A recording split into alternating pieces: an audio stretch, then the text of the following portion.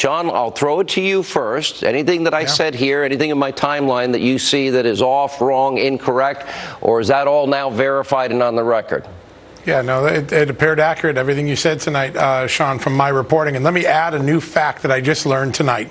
While talking to senior U.S. diplomats today overseas in Europe, I learned that on April 22nd, 2014, less than 3 weeks before the Burisma Holdings announced that Hunter Biden was joining their board, Vice President Joe Biden met with the Prime Minister of Ukraine. And in that meeting, according to a transcript which I obtained tonight, Joe Biden specifically encouraged the Ukrainians to expand natural gas production with the help of Americans coming to the country. He set up the exact scenario that Hunter Biden just a few weeks later cashed in on. So, whoa, this now takes it to a whole new level. Because now he's basically doing the bidding for his own son's wealth creation. Maybe even his son would share with the father.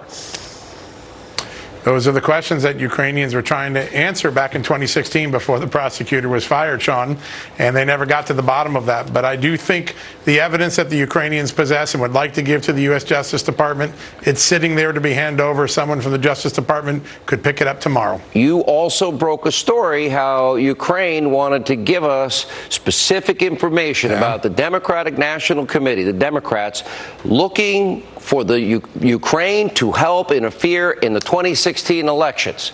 Tell us about that. Yes, listen, the former ambassador to Ukraine, Ambassador Chalet, the former Ukrainian ambassador to the United States, Ambassador Chalet, told me on the record in a statement that in the spring of 2016, a Democratic National Committee aide came to him, a contractor, and asked him to do two things. One, to turn over any intelligence they had in their intelligence files linking Donald Trump or Paul Manafort to Russia. And two, when the Ukraine's president came to visit the United States later in the year, in the middle of that 2016 election, they wanted him to make a statement. Wait a minute.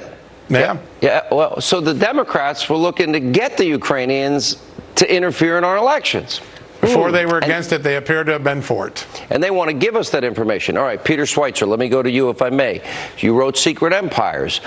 Fill in the gaps here from what you've heard from John. And also, you might want to just add a little color to the story, which is Hunter Biden takes a trip to Asia with his father, and about 14 days after, he's doing $1 billion deal in private equity, and he has no background history with China or private equity, does he? Yeah, that's right, Sean. I mean, what you see here is a pattern that emerged that during the Obama administration, Joe Biden became point person for Obama administration policy to two countries in particular, Ukraine and in China. And in both the cases, his son cashed in. Ukraine, we've talked about, he was basically getting $83,000 a month as part of his consulting fee for Burisma, this corrupt energy company. In China, he travels with his father in December of 2013 aboard Air Force Two. While his father is meeting with Chinese officials, Hunter Biden is doing we don't know what. But the evidence becomes clear because 10 days after they return to Washington, his small boutique investment firm, Rosemont Seneca, gets a $1 billion deal. That's $1 billion with a B, later expanded to $1.5 billion. And that deal is with the Chinese government. It's a deal that nobody else has in China. Goldman Sachs, Bank of America, Deutsche Bank, nobody. So you have this bizarre circumstance. 14 days after he flew with his dad on Air Force Two. And, well, yes. Can you confirm he had no prior experience with Ukraine, oil, gas, or energy? Did he have any experience with China or private equity? Because I would think Goldman Sachs or one of the big banks would probably be a better candidate. Yeah, I think they would, Sean.